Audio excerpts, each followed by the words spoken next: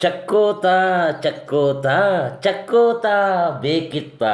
ಯಾರೇ ನೀನು ಚೆಲುವೆ ಸಿನಿಮಾದ ಈ ಜನಪ್ರಿಯ ಹಾಡಿಗೆ ವಸ್ತುವಾಗಿರುವಂತಹ ಈ ಚಕ್ಕೋತ ಹಣ್ಣು ಈ ಸಿನಿಮಾ ಹಾಡಿನಷ್ಟು ಕೂಡ ಈ ಹಣ್ಣು ಜನಪ್ರಿಯವಾಗಿಲ್ವಲ್ಲ ಅನ್ನೋದೇ ತುಂಬ ವಿಷಾದನೀಯವಾದಂತಹ ವಿಷಯ ಆಗಿದೆ. ಹೌದು, ಈ ಚಕ್ಕೋತ ಹಣ್ಣು ಒಗರು ಮತ್ತು ಸ್ವಲ್ಪ ಕಹಿ ಮಿಶ್ರಿತ ಹುಳಿಯ ರುಚಿ ಹೊಂದಿರೋದ್ರಿಂದ ಇದನ್ನು ಆಸ್ವಾದಿಸುವವರು ತುಂಬ ಕಡಿಮೆ ಜನ.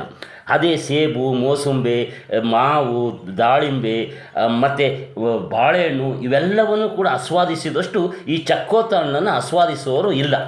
ಈ ಚಕ್ಕೋತ ಹಣ್ಣು ಸಿಟ್ರಸ್ ಕುಟುಂಬದ ಅತಿ ದೊಡ್ಡ ಮತ್ತು ಪೌಷ್ಟಿಕಾಂಶ ಭರಿತ ಹಣ್ಣಾಗಿದೆ. ವಿಟಮಿನ್ ಸಿ, ನಾರಿನಂಶ ಮತ್ತು ಆಂಟಿ ಆಕ್ಸಿಡೆಂಟ್ಗಳಿಂದ ಸಮೃದ್ಧವಾಗಿರುವ ಇದು ರೋಗ ನಿರೋಧಕ ಶಕ್ತಿಯನ್ನು ಹೆಚ್ಚಿಸಲಿಕ್ಕೆ ಮತ್ತು ಜೀರ್ಣಕ್ರಿಯೆಯನ್ನು ಸುಧಾರಿಸಲಿಕ್ಕೆ ಹಾಗೂ ತೂಕದ ಇಳಿಕೆಗೆ ಸಹಾಯ ಮಾಡುತ್ತದೆ. ಈ ಚಕ್ಕೋತ ಹಣ್ಣು ಜನಪ್ರಿಯ ಆಗದೇ ಇರಲಿಕ್ಕೆ ಪ್ರಮುಖ ಕಾರಣವಾಗಿರುವಂಥದ್ದೇ ಇದರ ಗುಣ ಸ್ವಭಾವ ಇರ್ಬೋದು. ಅಂದರೆ ಇದು ಸಿಹಿ, ಹುಳಿ ಮತ್ತು ಸ್ವಲ್ಪ ಕಹಿ ಮಿಶ್ರಿತ ರುಚಿಯನ್ನು ಹೊಂದಿರ್ತದೆ ಮತ್ತು ದಪ್ಪನೆಯ ಸಿಪ್ಪೆ ಹಾಗೂ ದೊಡ್ಡದಾದ ತೊಳೆಗಳನ್ನು ಹೊಂದಿರ್ತದೆ. ಈ ಗುಣಲಕ್ಷಣಗಳೇ ಇದರ ಜನಪ್ರಿಯತೆಯನ್ನು ಕುಗ್ಸಿರ್ಬೋದು ಅಂತ ಕಾಣ್ತದೆ.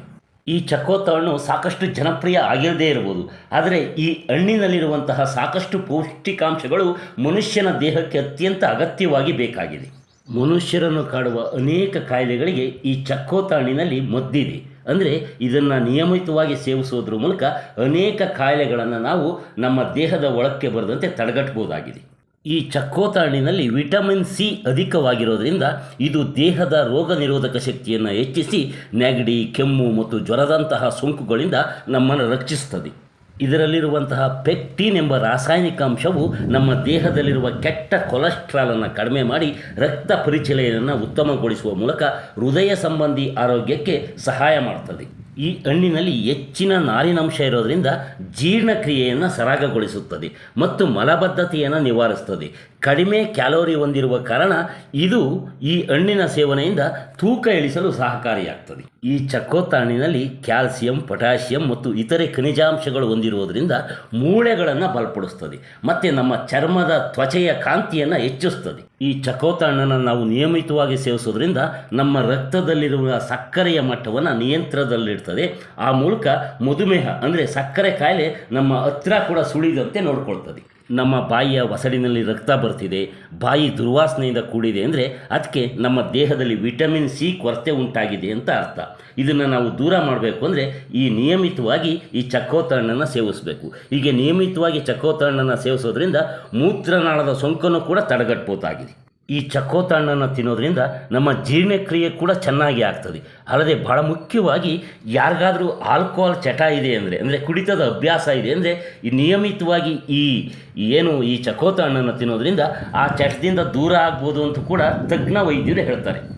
ಒಂದು ವೇಳೆ ಯಾವುದಾದ್ರೂ ಒಬ್ಬ ವ್ಯಕ್ತಿ ಅತಿಯಾದ ಆಲ್ಕೋಹಾಲನ್ನು ಸೇವಿಸಿ ವಿಪರೀತ ನಶೆಯಲ್ಲಿದ್ದಾಗ ಈ ಹಣ್ಣನ್ನು ತಿನ್ನಿಸಿದರೆ ಅವನ ನಶೆ ಬೇಗ ಇಳಿದೋಗ್ತದೆ ಅಂತಲೂ ಕೂಡ ಹೇಳ್ತಾರೆ.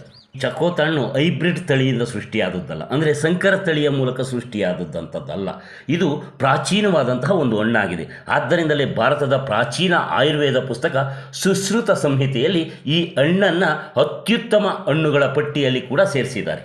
ಈ ಚಕ್ಕೋತ ಹಣ್ಣನ್ನು ನಿಯಮಿತವಾಗಿ ಸೇವಿಸೋದ್ರ ಮೂಲಕ ನಮ್ಮ ಚರ್ಮಕ್ಕೆ ಕಾಡುವಂತಹ ಸುಕ್ಕುಗಟ್ಟಿಕೆಯನ್ನು ತಡೆಗಟ್ಟಬಹುದಾಗಿದೆ.